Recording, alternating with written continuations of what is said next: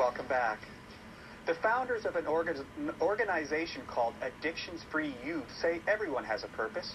Now the organization is teaming up with First Nation organizations and reserves to help fight alcohol and drug abuse. APTN's Donna Smith now with more. I love your passion. You know? Catherine Morningstar has been alcohol-free for 18 years.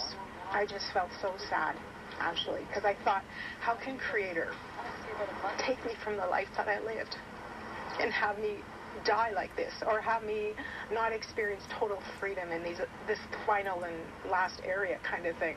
Then, as like many former addicts, another one takes control. For Morningstar, it was food.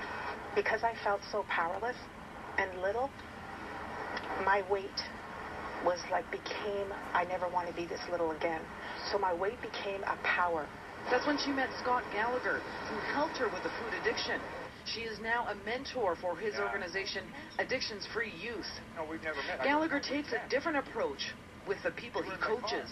It's called power of choice. People choose, without being sold into it, that here's this program, here's how it works. Honor yourself and don't be in it if it doesn't feel like you should be in it. Like it's about honoring people's choices and not trying to think that you know what they need. A former addict himself, Gallagher knows about the destructive habits people have when addicted. What was common with every single one of them, regardless of the culture, regardless of if they were cutting themselves or if it was solvents or drugs or bulimia, overeating, or whatever, they all believed that there was something fundamentally wrong with them.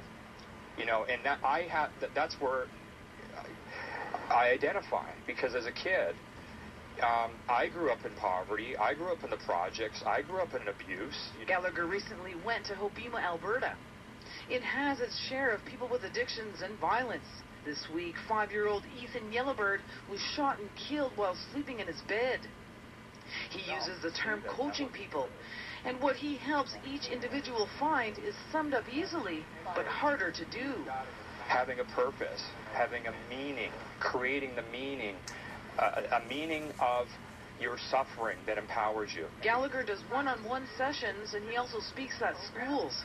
Now he's teaming up with First Nations organizations in the city to combat the problem of addiction. Donna Smith, APTN National News, Toronto.